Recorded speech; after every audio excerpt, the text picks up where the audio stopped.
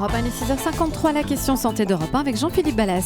Et bonjour docteur Sophie Lemonnier. Bonjour Jean-Philippe, bonjour à tous. Le chiffre du jour, 1,6 million, ce serait le nombre de décès annuels mondiaux dus à l'excès de consommation de sel.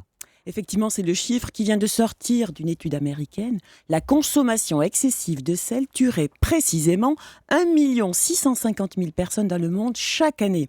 C'est vrai qu'on savait le sel nocif pour la santé et mal aimé des cardiologues, mais sûrement pas à ce point-là. De plus, il est mauvais pour tous, dans toutes les régions du monde, pays développés ou pas, comme l'a montré cette énorme étude qui a porté sur les 3/4 de la population adulte mondiale.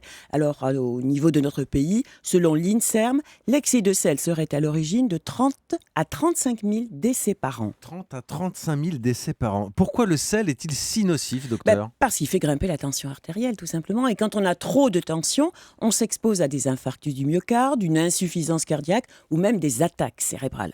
Un décès sur 10 pour des raisons cardiovasculaires est lié à la consommation excessive de sel.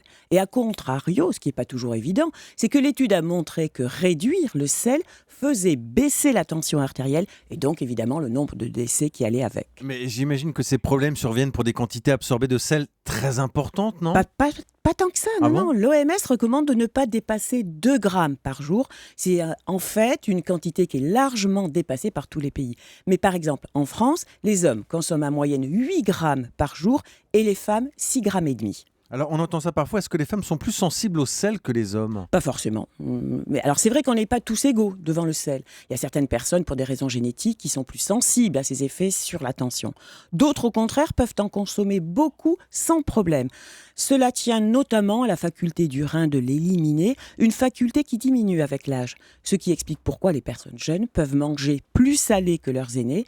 Et puis il y a la couleur de la peau qui joue aussi. Ah bon ? Les noirs seraient plus, c'est comme ça, c'est génétique, seraient plus sensibles au sel. En fait, donc, il suffirait de diminuer pour diminuer la mortalité, il suffit de réduire les pincées de sel, c'est ça ?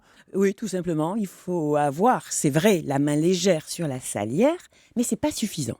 Parce qu'il y a du sel caché partout, dans tous les produits transformés par l'industrie agroalimentaire. Alors, comme par exemple dans les plats préparés, les charcuteries, les fromages, les céréales pour le petit déjeuner, les soupes en briques, même la confiture, mais aussi le pain de boulangerie et les viennoiseries. Alors, pour vous donner une idée, une baguette de pain contient 5 grammes de sel et un sandwich jambon-beurre entre 4 et 5 grammes.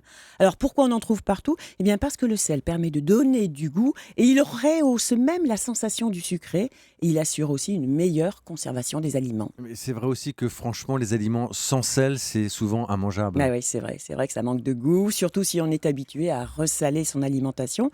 Il faudrait en fait le diminuer progressivement et le remplacer par des épices. Il faudrait aussi privilégier les plats faits maison où il est plus aisé de contrôler la quantité de sel rajouté. Et puis, comme on s'habitue vite au sel, éviter de saler les plats des enfants, même lorsqu'après 3 ans, leurs reins ont acquis une maturité suffisante pour l'éliminer. On va faire attention, c'était la question santé du docteur Lemonnier, tous les matins à 7h-5 sur Europe 1. À demain Sophie, bonne journée. À demain.